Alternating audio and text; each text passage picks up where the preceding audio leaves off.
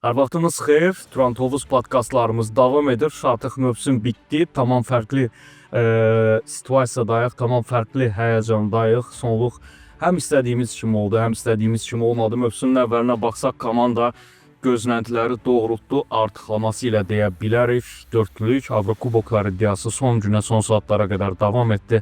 Amma kubokun finalında olanlarla da Turan Tovuz camiəsi olduqca böyük bir məyusluq keçirdi. Azərbaycan futbolu üçün xeyirli olsun deyək. Avrokubok təmsilçilərimiz ümid edək ki, layiqincə elə bütün klublarımızı və bizi təmsil edəcəklər və Turan Tovuzla bağlı yalnız ona xeyirli olsun deyə bilərik ki, yeni mövsümdən daha böyük, daha güclü qayıtsınlar. Hər uğurda bir nə saptardığımız kimi hər uğursuzluqda da nələr saptarmalıyıq. Ümid edirik ki, Turan Tovuz camiəsi cəbhəsində bunu çox yaxşı başa düşür və bu mövsüm olanlar onları daha da böyüdəcək. Bugün qonağımız olduqca xüsusi bir adlı deyə bilərəm. Turan Tovuzun içindən olan biridir. Turan Tovuza olduqca yaxın olan biridir və eyni zamanda Premyer Liqamıza yaxın olan adlardan biridir. Cavid Hüseynov qonağımızdır. Hansı ki mövsümün birinci yarısını məhz Turan Tovuzda keçirmişdi. Tabii xoş gördük, xoş gəlmisiniz. Xoş gördük. Mən də sizi salamlayıram. Dəvətiniz üçün çox sağ ol deyirəm. İzləyicilərimizi salamlayıram. Ümid edirəm ki, maraqlı veriliş olar. Təşəkkür edirik. Bizim üçün çox vacibdir bu verilişdə sənin olmağın və sənin tipli qonaqlarımızın olmağı. Çünki komandada baş verənlər, futbolda ümumiyyətlə baş verənlər bir mütəxəssis kimi yəqin bilirsən, kənardan başqa cür görünür, amma içdə olanları daimi ehtiyac var ki, daha çox açaq insanlar daha çox məlumatlı olsun, elə biz də daha çox məlumatlı olaq. Bugün bir mütəxəssis kimi, indi mövsümün ikinci yarısının bir hissəsini Səbahidə keçirdin. Bir mütəxəssis kimi çalışacağam, fikirlərini alım. Turan Tovuzu yaxından izləyən bir mütəxəssis kimi. Mövsümün əvvəlindən baxsaq, bizdə, məndə belə bir təəssürat var ki, komanda gözləntiləri artırdı və bu artan gözləntilər fonunda müəyyən dönəmlərdə çox məyusluq yaşandı. Yəni daha iddialı, daha yaxşı Turan görmək istədi azarkeşlər. Ümumi götürsək, komandanın situasiyasına uyğun mövsüm keçdi. Belə deyim də, düz vurğuladınız əslində. Yəni ilkin startda çox yaxşı start elədik və Turan komandası gözləntiləri iş yarıda, yəni qış təlimləş toplanışına qədər pis deyildi, nəticə baxımından da, həm oyun baxımından da. Sadəcə olaraq ondan sonra, qışdan sonra biraz axsamalar oldu. Biraz deyəndə, yəni bu həddindən artıq turnir cədvəlinə, belə deyim də, nəticə etibarı ilə təsir etdi. Amma Turan Tovuz komandasının ümumiyyətcə görülən işlərdən danışmaq lazım idi və haqlı olaraq həm azarkeşlər tərəfindən, həm futbol camiəsi tərəfindən nəticə gözlənilirdi. Burada həm baş məşqçinin rolu var. Çünki Qurbanverdiyev çox təcrübəli məşqçidir və həddindən artıq özündən söz etdirmiş bir məşqçidir. Və bunun, belə deyək də, çempionatın ilk yarısında da yəni hiss olunurdu nəticəyə görə və ümumiyyətcə o meydançada futbolçuların yanaşmasına görə. Sadəcə olaraq biraz, belə deyək də, transfer məsələlərində bəlkə də biraz axsamalar oldu. Hansı ki, qışdan sonra Otacamın getməsi, Camın yeni hücumçu alındı və stoperlər alındı, bir neçə mövqe üzrə futbolçular, yeni gələn futbolçular oldu. Doğrultdu mu, doğrultmadı, bu biraz sual altındadır. Hücumçu alındı, o da müəyyən bir neçə oyundan sonra zədələndi. O da komandaya öz təsirini göstərdi meydançada. Və Marandicin zədələnməsi bura böyük təsir ötüşdü nəticə baxımından. Yəni ümumilikdə Avroliqa oynayan bir komanda üçün qışdan sonra o qədər də uğurlu alınmadı. İnşallah ki, gələcəkdə bunun tələfisin komanda öz yükü altına götürüb bunun öhdəsindən layiqincə gələcək, buna inanırıq və bunu hər bir Azərbaycanlı istəyir. Eləcə də mən istəyirəm, bildiyiniz kimi, yəni 16 yaşından Tovuz komandasında oynamışam futbolçu kimi ki, yarın və daha sonra məşqdə işləmişəm, orada Qurbanverdiyə köməkçisi olmuşam. Fikirlərim bu qədərdir. Amma daha detallı əgər sual varsa verərlər. Bu ailə oradan başlayaq. Bizdə məsələn bu cəmiyyədə insanlar bilirsən ki, özün də dedin, Tovuzda oynamısan, indi o mövzuda toxunacağıq. Tovuzda oynamısan, Tovuz futboluna, Tovuza ümumiyyətlə yaxşı bələdsən də belə deyək.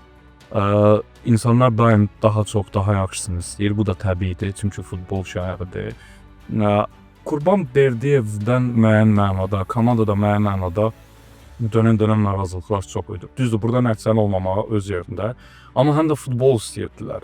Və sanki elə bir təəssürat var idi ki, futbol olaraq Turan Tovuz qane eləmir, yəni gözləntilərin altındadır. Yəni Qurbanverdiyevin və ümumiyyətlə sizin də məşqçilər korpusunun orada fəlsəfəsi nə idi? Mən çox gözəl başa düşürəm, çünki Tovuz rayonunu o qədər gəzmişəm, o 3 il yarım ərzində, futbol oynadığım dönəmdə. Yəni, hər bir yerində olmuşam demək olar ki, və insanlarla daima ünsiyyətdə olduğum üçün, hətta dostlarımın 90% Tovuzda olduğu üçün, yəni onların fikirlərini də bilirəm. Rayon özündə belə deyək də, ən birinci, yəni hara gelirsən get futboldan danışırlar. Bu çox önəmlidir.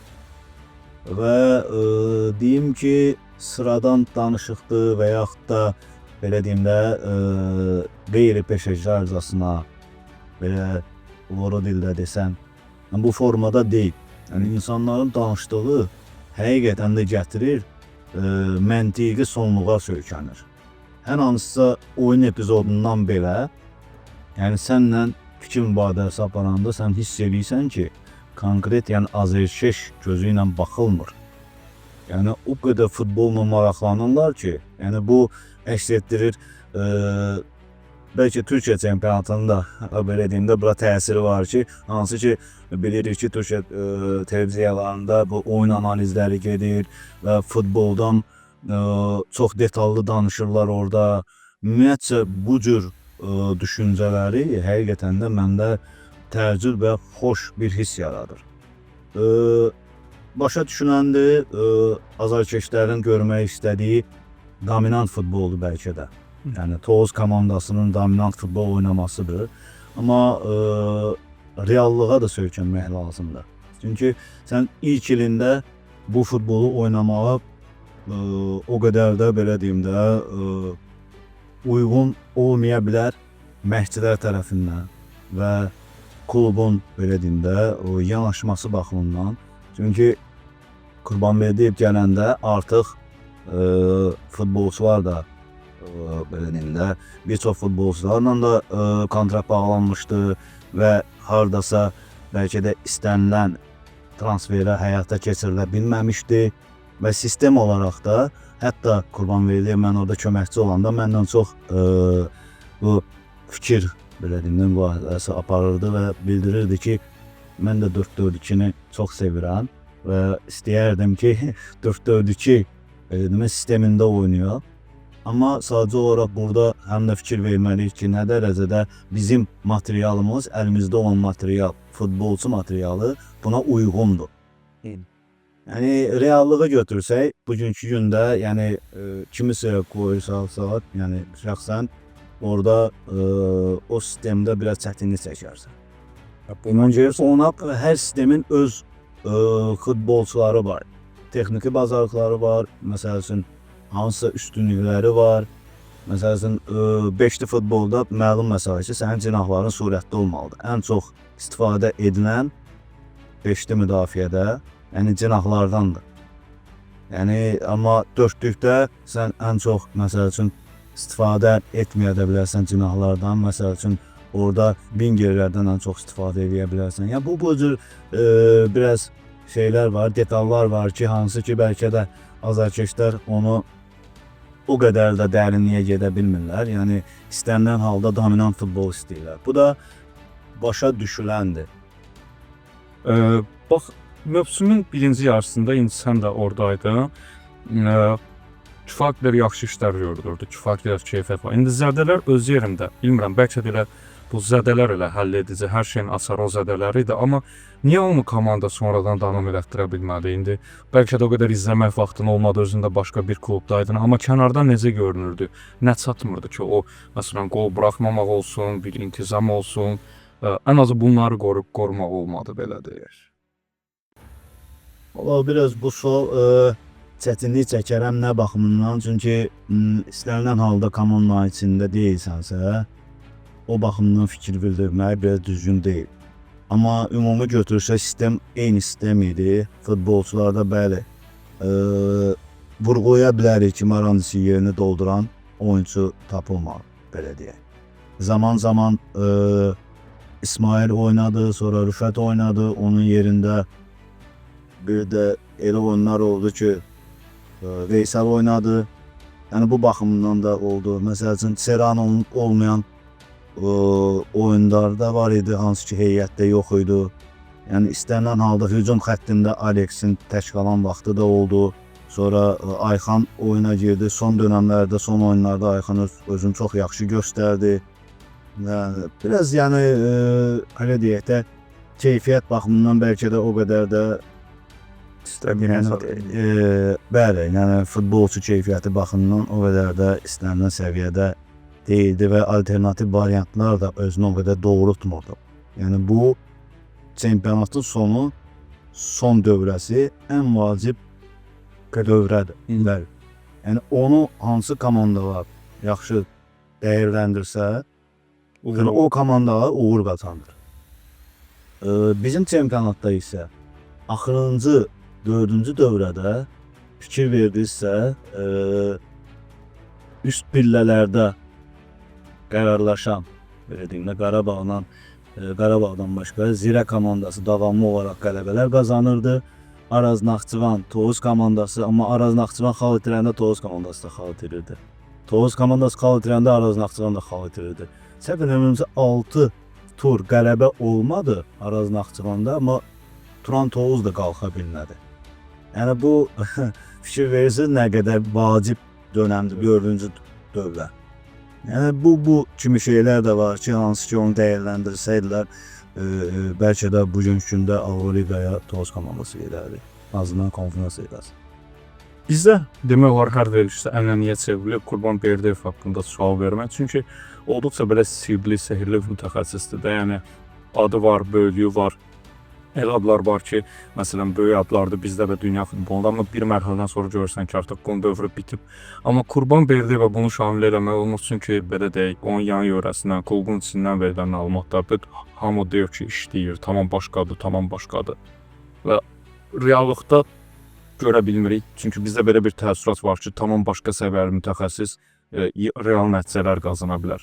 Yəni Qurban Berdiyevi biraz bizim üçün açmağını istəyəsən, hələ də məşqçi kimi nə dərəcədə formadadır, uğura nə qədər azdır və bu komandaya bundan sonra hansı faydaları verir? İlk olaraq onu deyim, çox tələbkar. Yəni istər futbolçulardan, istər də ümumiyyətcə məşqçi personalından olsun, klubun içində olsun, idarə etmədən olsun, çox tələbkardır, həddindən artıq. Yəni hər bir şeydə fikir verir. Yəni gözündən qaçacaq heç bir şey yoxdur. O adicə yeməkdə də özünü büruzə verə bilər. Və yaxud da belə psixmasına doğru dildə desək, stul burada niyə oradadır, niyə burada deyil. Yəni bu şeylərə də gedə biləcək, ona da diqqət yetirəcək bir məşqçidir. Həqiqətən də uğura az bir insandır. Yəni o ən çox belə deyim də, çox mən də eşitdiyimə qədər gecə 2-3 saat yuxu yatır. Yəni bir oyuna ən azı 3 dəfə, 4 dəfə baxır. Yəni mən orada olduğum dönəmdə tapşırıq verirdim. Məsəl üçün bir oyun oynayırdıq. Səhərsi bərpa günü olurdu. Bərpa günündən sonra bir gün istirahət verirdik. O da çox bir klublarda belədir. Zaten o taktiki periodlaşmada belə bir şeylər var. Və o birisi gün artıq məşqə gələndə biz hazır gəlirdik. Yəni hər kəs, məşqçilər heyəti bu oyuna baxmalıdır, analiz aparmalıdır və öz qeydlərini eləməlidir. Və kim nəyi gördü? Təbii məsələdir ki, hər məşqçinin öz baxışı var və sənin görə biləcəyini o birisi məşqçi görməyə bilər, onun görə biləcəyini sən görməyə bilərsən. Və Biz orada hər zaman məşqçilər otağında yığışıb oyunu analiz edəndə iclasdan qabaq, teoriyadan qabaq. Məsəl üçün mən gördüyümü vurğulayırdım ki, yəni bu şeylər diqqət etmək lazımdır. Çünki bu şeylərdə biz axsayırıq. Yəni onun qeydlərini aparırdı və onu nəzərə alır. Yəni o qədər həm dinləyir, həm əgər ağlına batırsa, doğrudursa, onu dəyərləndirir. Yəni burada o xüsusiyyət xoşuma gəldi ki, yəni səni boş yerə danışdırmır. Yəni sən işvə qiymət verir. Sən də məcbursan ki, işvə, yəni belə deyək də, çox məsuliyyətli yanaşasan. Çünki bu komandanın həm inkişafında öz töhfəsini verir, həm də ki, baş məşqçinin belə deyim də, ona bir dəstək nümayiş elətdirirsən. İşin asıl paylaşırsan. Yer gəlmişkən izləyicilərimiz üçün də bir anons olsun. Anons deyəndə məlumat olsun. Mənə elə gəlir və əldə etdiyimiz məlumatlara görə Qurbanberdiyev qalacaq. Həqiqi ki, klub rəhbəri ilə bununla bağlı bilməm tanışarıqsa, zaten qalacağı gözlənilən idi. Və transfer bazarında aktivlik başlayıb. Müqaviləsi bitən futbolçular var ki, bəziləri göndəriləcək, yollar ayrılacaq. Əsas məsələlərdən biri bugün Turan Tovuzun işi çətindir transfer bazarında. Biz bunu qışda da gördük. İndi bəzən bayaq da danışdıq. Qışda biraz transfer məsələləri sanki uğursuz kimi görünürdü, amma qışda futbolçu tapmağın da çox çətinlikləri var, bu bəllidir. İndi də vəziyyət məncə rahat olmayacaq, çünki limit ləğv olunub. Ölkədə kifayət qədər imkanlı klublar var. Məsələn, Neftçi və Sabah daha böyük qayıtmaq istəyir. Daha ciddi çəkilər eləyəcək və Azərbaycana gələcək futbolçular da, bilmirəm, razılaşarsan yoxsa yox, zaten bəlli bir, belə deyək də, saydadır, bəlli bir formadadır. Azərbaycana maraqlı olan bizim menecerlərin işlədiyi falan. Yəni bəlli bir, belə deyək, say var, o say içindən seçməlisən. Biraz daha çox axtarışda o fərqli adlar da tapmaq olar. İndi bu başqa söhbətin mövzusudur. Mən nəyi demək istirdim? Bu yay transfer dönəmi klub üçün biraz çətin olacaq. Baxmayaraq ki, indi siqnallar var ki, bir neçə legionerlə razılaşıblar əldə etdiyimiz məlumatlara görə, amma hələlik burada da nikun olmaq çətindir. Komanda yeni mövsüm üçün necə qurulmalıdır? Bu çətinliklərlə necə mübarizə aparmalıdır və səncə ümumiyyətlə bu mövzuda bir fikirlər var? İlk öncə komanda qurulanda, yəni birinci məlum olmalı şey sistemdir. Hansı Oyun sistemi. Hansı oyun sistemində oynayasın. Və ona uyğun da futbolçular transfer eləməlisən. Yəqin ki, bu sistem haqqında artıq Danışılır. bəli. Yəqin ki, bu ənənəvi sistem olacaq da, yoxsa dəyişməyi düşünürdünmü? Mən orada olan dönəmdə, yəni Qurbanberdiyevlə mənim söhbətimdə, yəni danışırdı bu haqqda. 4-4-2 sistemini oynatmağa meyilli idi. Ona mənim də xoşuma gəlir. Sözün açığı düzdür. Bu hücumda 3-5-2-də ola bilirsən. İndiki o Turan Tovuzun oynadığı sistem barəsində danışaq. Amma nədənsə hər zaman mənim də 4-4-2, 4-2-3-1, 4-3-3, yəni bu sistemlər məni daha çox cəlb edib, nəinki 5-li müdafiə. Yəni bilmirəm nədəndir. Yəni insan hər məşqçinin gördüyü, görə biləcəyi və özünü göstərə biləcəyi və onun xəyalında qurduğu bir futbol var, bir şəkil var. Hansı ki, öz komandasında görmək istəyirsən. Məsəl üçün, mən hər zaman arzulayıram ki, mənim vingerlərim cınaqda surətdə olsun, texniki bacarıqları birə-birlərdə yaxşı olsun, driblingləri olsun, məsələn, hücumçun olsun, hündürboy olsun, topu yaxşı qəbul edə bilən olsun, surəti o qədər də olmasa da olar. Yəni, əsas belə deyim də, arxadan dəstəyi alana qədər topu saxlaya bilsin. Yəni, bir hücumçu ilə oynayacaqsa, İki hücumçudan, əgər iki hücumçu ilə oynayırsansa, biri taranlı tipli olsun, o birisi amma surətli olmalıdır, müdafiənin arxasına zonalardan istifadə eləməlidir.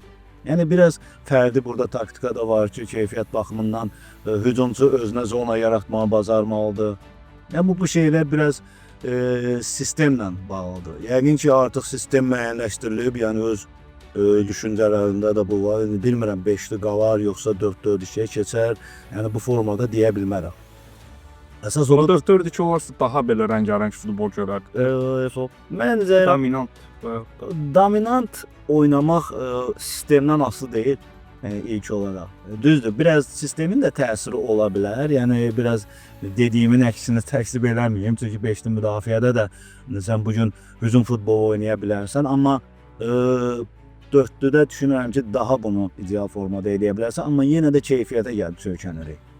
Məsəl üçün mən bir sistem 4-3 qururam beynimdə və orada pressing eləməyi düşünürəm. Rəqibi ancaq pressingdə və hücumların təşkilində mövqe hücumları rahat bir şəkildə müəyyən bir rotasiyalarla mərkəzdə olsun, ortadakı üçlü ilə olsun, müəyyən bir rotasiyalarla zonalar yaratmaq istəyirəm.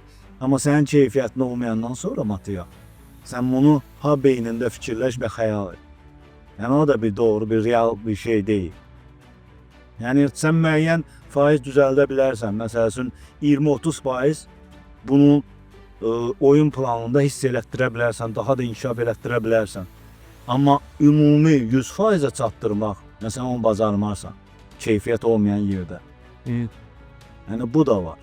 Ona görə transfer məsələləri biraz həm limit söhbəti var, bir yax düz oladır ki, yəni bir çox komandalarımız var ki, bundan maksimum dərəcədə istifadə edəcək imkanlı komandalar. Amma imkan hər zaman da hər şey bazar alınır demək deyil. Yəni bugünkü gündə məsəl üçün yəni çempionatda bunun şahidi olduq. Bəli, açıq aşkar. Hətta bir neçə mövsümdə, hər mövsüm biz bunu görürük. Bəli. Əsas məsələlərdən biri belə deyək də, yenə o məsələyə qayıdım. Sən işləmək məsələn. Bunu sonda soruşacaqdım, amma belə emosiyalarımız o yerə çatmışkən soruşmaq istəyirəm. Cavid Hüseynov yenidən qayıdardımı Turantoza?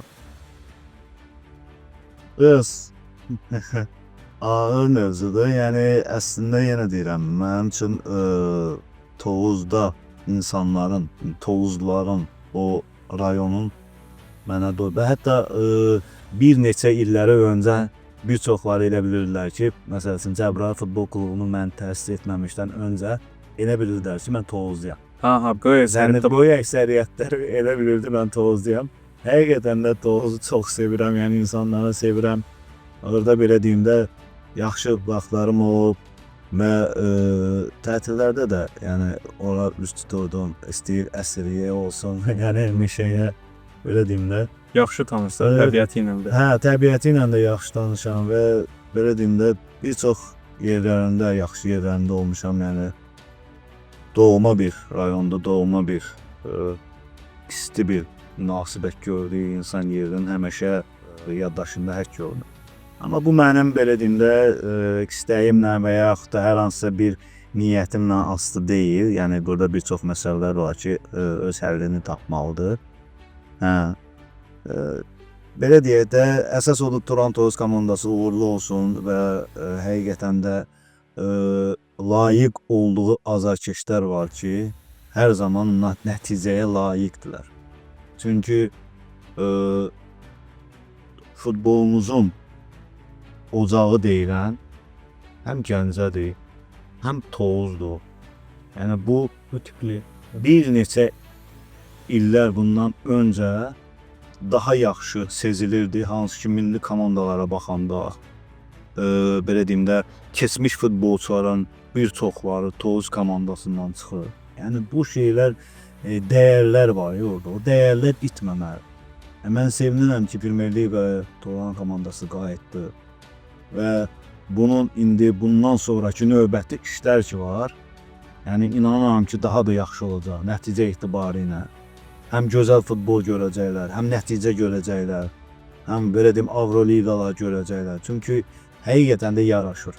Yəni bu gün də rekord sayda belə deyim də oyunda iştirak edən azarkeşlərin sayı mənə elə gəlir Turandadır. Yəni rekordu Tovuzdur. O baxımdan yəni həqiqətən də onlar layiqlidirlər.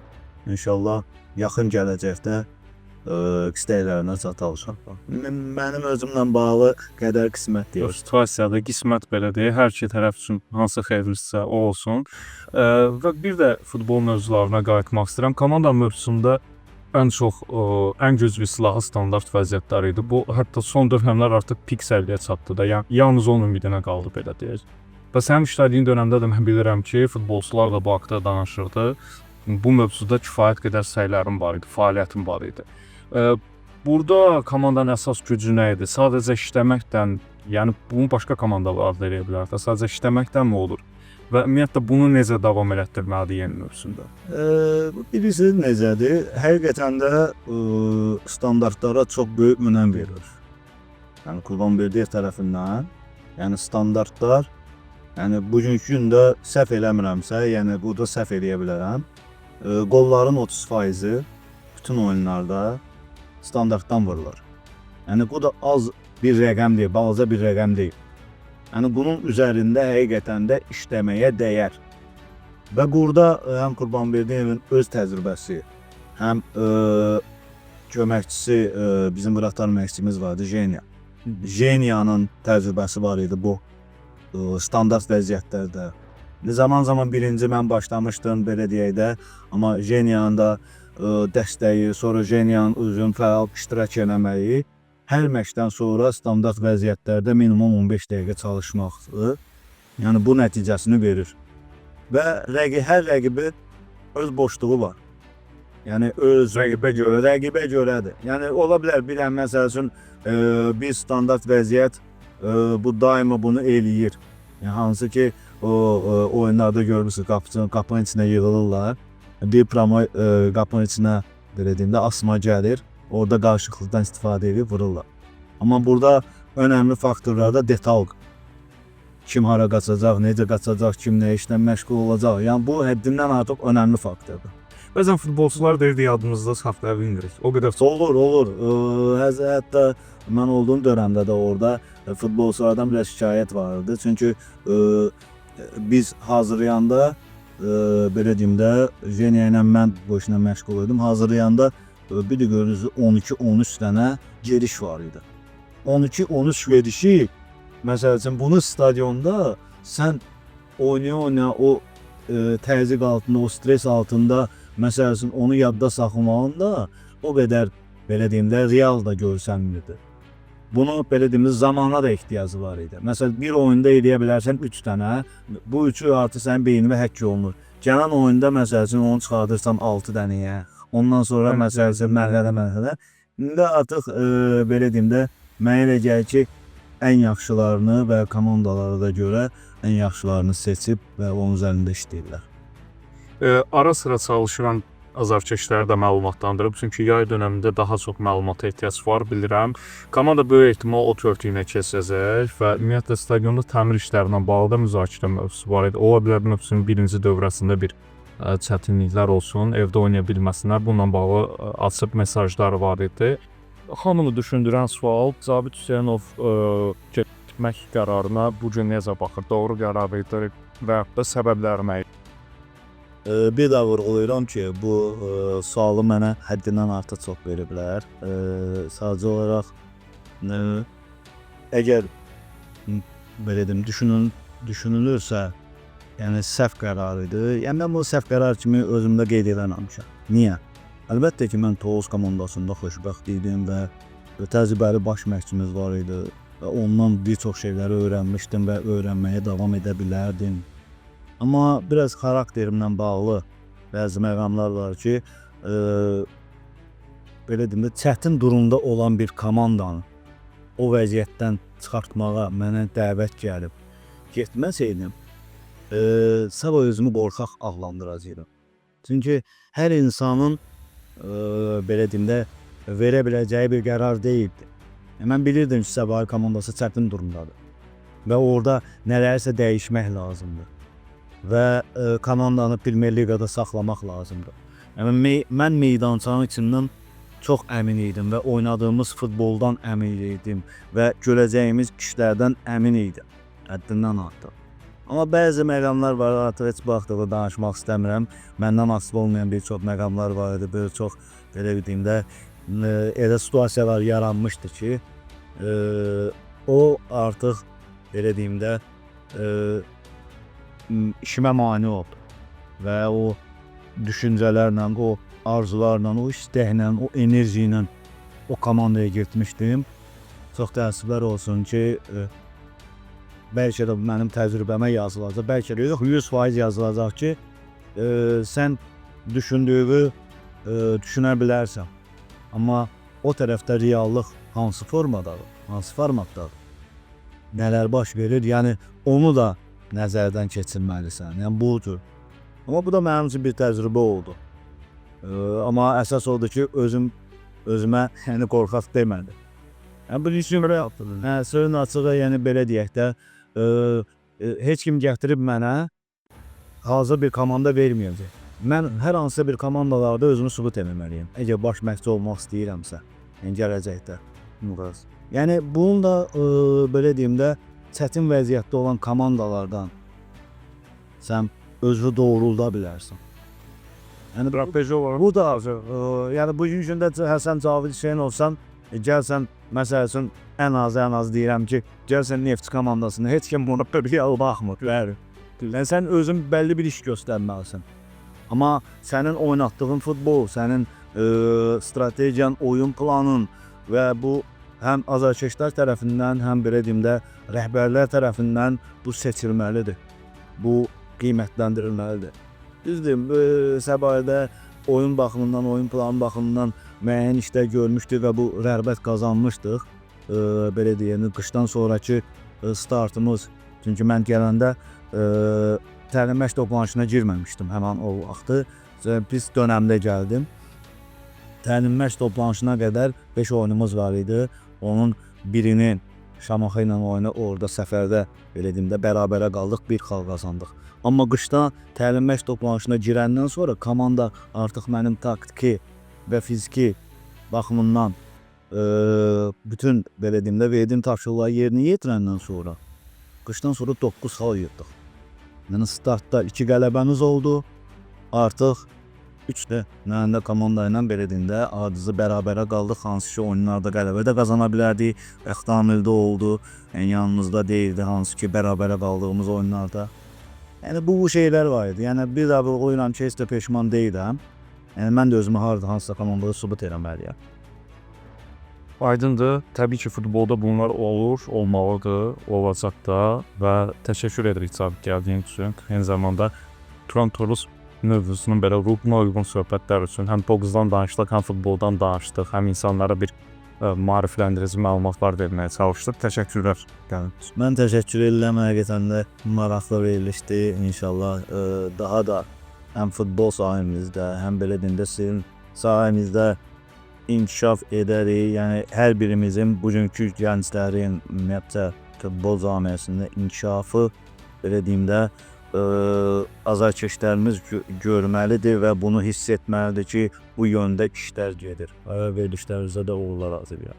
Təşəkkürlər. Turan Tovuz podkastındaydınız. Biz yenə də mütəmadi verilişlərlə qarşınızda olacağıq. Bilirik ki, yay dönəmi çox həyəcanlıdır və klubda nələrin baş verəcəyi ilə bağlı çalışacağıq sizi məlumatlandıraq və Qurban Berdiyevin yanında işlədiyim vaxtda Sobra kimi mənim çox çətin məsələ idi, amma bu gün Cavid sağ olsun yanımızdaydı, danışdı Turan Tovuzla bağlı.